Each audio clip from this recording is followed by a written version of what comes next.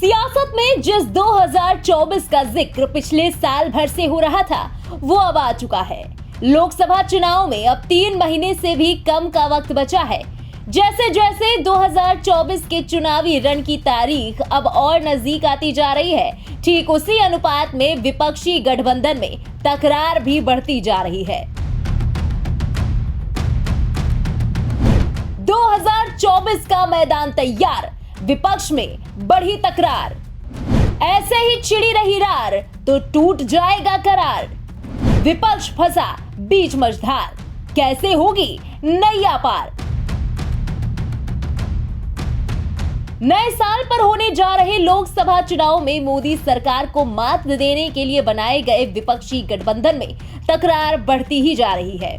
इस गठबंधन को बनाने की पहल और शुरुआत बिहार के सीएम और जेडीयू प्रमुख नीतीश कुमार ने की थी, लेकिन 26 दलों के इस गठबंधन का नेता कौन है अभी यही तय नहीं हो पाया है।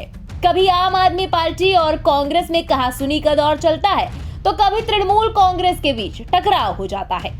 एक तरफ ममता बनर्जी पश्चिम बंगाल में अकेले चुनाव लड़ने का ऐलान कर चुकी हैं, तो दूसरी तरफ जेडीयू नीतीश कुमार को पीएम उम्मीदवार घोषित करने की कोशिश कर रही है। कांग्रेस भी अपने नेता को सर्वमान्य बताना चाहती है। हालांकि इस बीच नीतीश कुमार के तेवर देख कांग्रेस बचाव की मुद्रा में आ गई है। नीतीश कुमार को मनाने के लिए उन्हें गठबंधन का संयोजक बनाए जाने की बात कही जा रही है। हाल ही में जनता दल यूनाइटेड की राष्ट्रीय परिषद की बैठक हुई थी। इस दौरान सीएम नीतीश कुमार ने अपनी पार्टी की कमान खुद संभाल ली। बैठक में उन्होंने कांग्रेस के रवैये पर सख्त नाराजगी जताते हुए कहा कि कांग्रेस उनके नाम की चर्चा तक नहीं करती है। जाति जनगणना और आरक्षण पर इतने बड़े फैसले लेने के बाद भी कांग्रेस उनके नाम के बारे में सोचती तक नहीं। वहीं जेडीयू नेता के इस बयान के बाद से कांग्रेस में खलबली है। पार्टी नीतीश कुमार को गठबंधन का नेता पद संभालने के लिए मनाने में जुट गई है। शिवसेना यूबीटी के नेता संजय राउत ने बीते रविवार को कहा कि आगामी लोकसभा चुनाव के लिए सीट बंटवारे को लेकर महाविकास अघाड़ी के सहयोगियों के बीच कोई खींचतान नहीं है। उन्होंने कहा कि उद्धव ठाकरे के नेतृत्व वाली पार्टी और दिल्ली तथा महाराष्ट्र के कांग्रेस नेताओं के बीच बेहतर समझ है।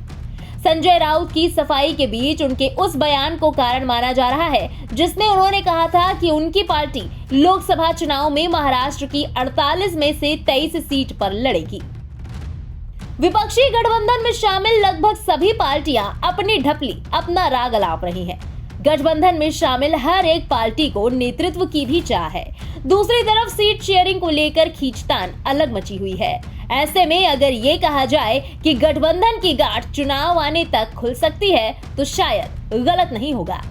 ब्यूरो रिपोर्ट, इंडिया पब्लिक खबर। फिलहाल इस पूरी खबर पर आपकी क्या राय है, कमेंट में लिखकर जरूर बताएं। देश और दुनिया की तमाम बड़ी खबरों के अलावा लोकसभा चुनाव 2024 से जुड़ी लेटेस्ट अपडेट्स के लिए सब्सक्राइब करें इंडिया पब्लिक खबर के यूट्यूब चैनल को और बेल आइकन दबाएं ताकि चैनल से जुड़ी किसी भी लेटेस्ट अपडेट से आप कहीं चूक ना जाएं।